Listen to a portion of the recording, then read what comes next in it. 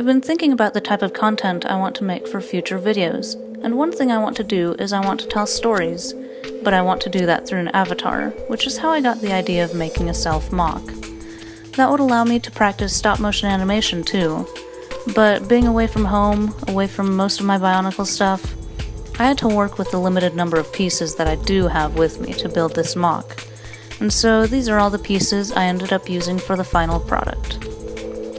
I played around with different builds until I came up with this one that I liked. After I built this version, liked it, deciding it was the best I could do with the pieces I had, I took it apart and now I'm putting it back together for this video. On a side note, I am living in a dorm right now, and it's actually a double, so 2 people are supposed to live here, but my roommate was, I swear, she was like an angel last October because she left me. It was a glorious day, so I have 2 beds now for myself. So I took advantage of the empty bed and used it.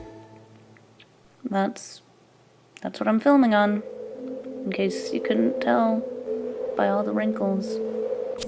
It's a quality building and filming platform though. I highly recommend it. If you don't film on a bed, well, you should. What's wrong with you? I'm sorry for the crappy lighting though. It's not as high quality as my lovely mattress, but I did my best. The bed was quite honestly though the best place to film. I tried filming on the desk, but it was too small and too dark. The bed's white sheet countered the darkness of my pieces better than anything else in this room. I had a lamp, but only one, because I'm lame like that, on the right side of where I'm building. But it's still kind of dark, so sorry about that. I don't have fancy equipment or anything. I'm also just filming with my phone. My teeny tiny, pathetic, lame excuse for a phone. Yeah. I have it sitting in front of me, and I'm like hugging it practically as I'm filming, wrapping my arms around it awkwardly, trying to build, and also trying not to knock it over in the process. I was watching through the screen half the time I was building, my tiny screen, making sure that you could see what I was doing on the screen, and also trying to actually see what I was doing. Because trying to build by looking through a screen just kind of, just kind of messes with you. So that was an interesting, it was certainly interesting to say the least. So that's why the filming's kind of bad, why it's all up close and personal, because my camera kind of sucks.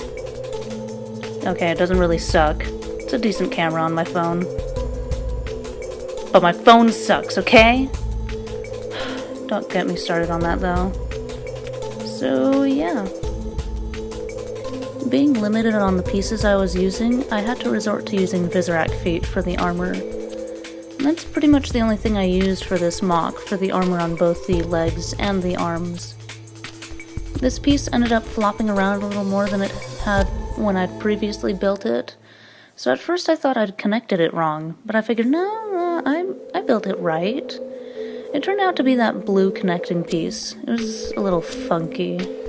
So after I attached the legs to the torso, I swapped it out for another one off camera, and that helped stabilize the Viscerac foot the way it needed to be.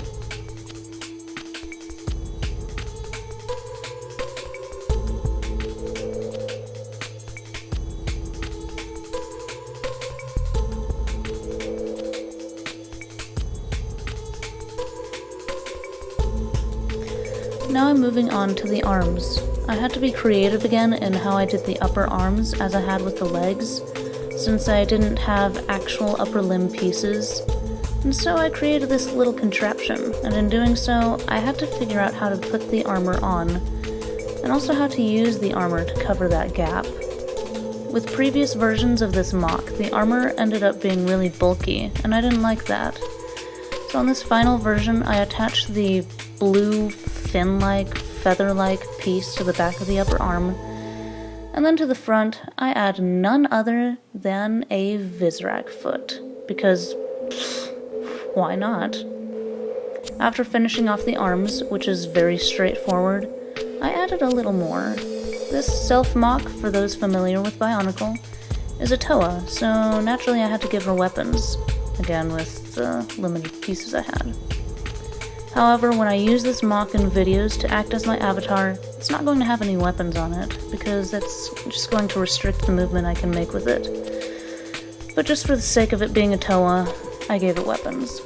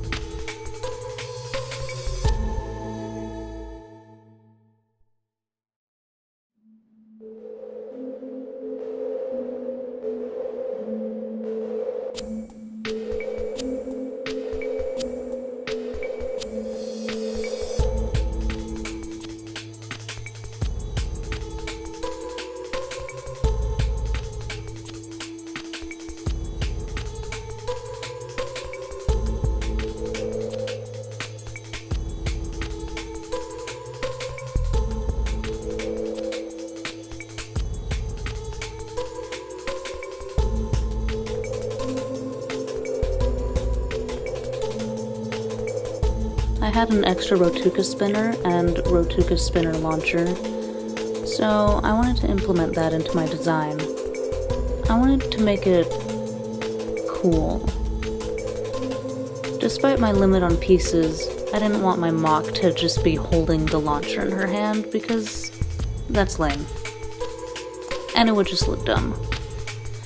So using some of my remaining pieces, I'd run out of those small black connectors, which is why I use those long gray ones instead. I make this contraption, and I attach it to the lower arm. And I put this black pin in to act as a stopper, so that the launcher doesn't go too far forward up next to the hand.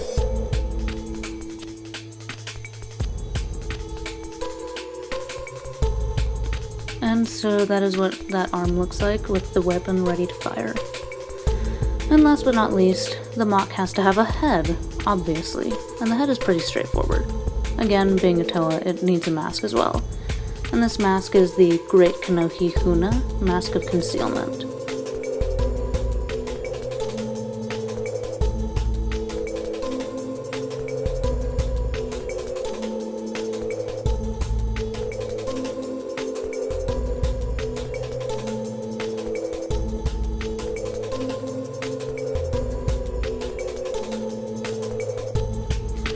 For anyone who doesn't know about the Rotuka spinner, it's very simple.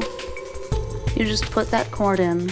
I did not have two hands available for this, but you hold onto the launcher or the Bionicle with one hand, and with the other you pull the cord, but you do it really fast, and that causes the spinner to go flying off. And of course, when she's not using the launcher, it can just fold up out of the way. And so that is my self-mock.